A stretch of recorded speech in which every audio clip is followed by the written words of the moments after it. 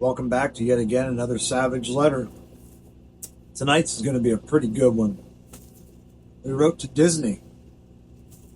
So this will be episode 6. Here we go. Savage Letter to Disney. Before I go any further, our disclaimer is the following letter is a work of satire and comedy.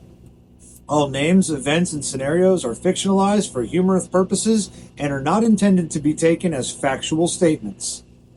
If you find yourself offended, congratulations, you're exactly who this is for. Here we go. Episode 6. Disney. Excuse me. Dearest Disney, first off, let me just say thank you. No, I mean really. Thank you. Because nothing says preserving childhood innocence quite like turning every beloved classic into a diversity seminar with a $200 million budget and zero soul. We all remember the magic, The Lion King, timeless, Aladdin, iconic, Mulan, perfection. But now, you've taken Cinderella, added a few TED Talks, stripped the joy, and left us with something that feels like it was written by a panel of HR reps during a mandatory DEI training session. It's honestly impressive how you've managed to reboot nearly every animated treasure into a box office therapy session. And somehow, you expect us to thank you for the representation, even when the plot's so hollow it could be used as a float in the Macy's Day Parade.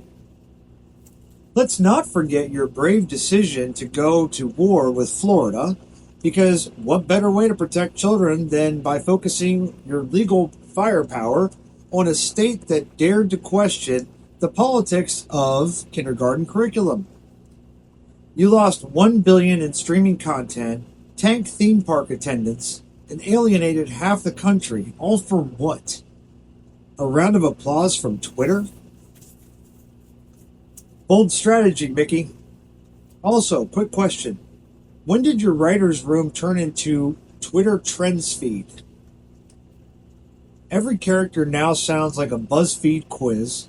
Everyone has a traumatic backstory, a moment of empowerment, and a dramatic monologue that pauses just long enough for the orchestral swell. It's like watching a therapy session disguised as an adventure. Even Marvel and Star Wars, two golden geese you inherited, are now just long-winded lectures in capes. Who knew lightsabers came with pronoun guides? But maybe I'm being unfair. After all, it takes real effort to burn through billions of dollars in IP gold, alienate multiple generations of fans, and still find time to charge $130 for a ticket to stand in line all day. A true feat of Imagineering. So here's to you, Disney, the company that taught us dreams come true, unless they get reimagined into a 3-hour musical about identity politics and sea creature consent laws. Sincerely Savage, an adult who just wanted to watch a talking animal sing without a political disclaimer. P.S. If you reboot the Astrocats and make the Jazz Cat non-binary, I'm filing a class action lawsuit on behalf of my childhood. So there you go. There is our letter to Disney. I hope that some of you will find it entertaining, maybe some comedic relief from everything we've been dealing with. Those of us that are older remember the old Disney. Anywho, let us know what you think. Please like, share, comment. Love to hear your thoughts on this one especially.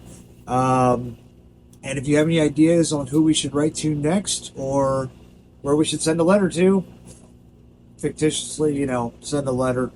Feel free to drop us a message. Drop it in the comments. We'll try and get to it as soon as we can. Thank you again for watching. We truly appreciate you. And please give us a follow. Thank you so much. Have a great evening.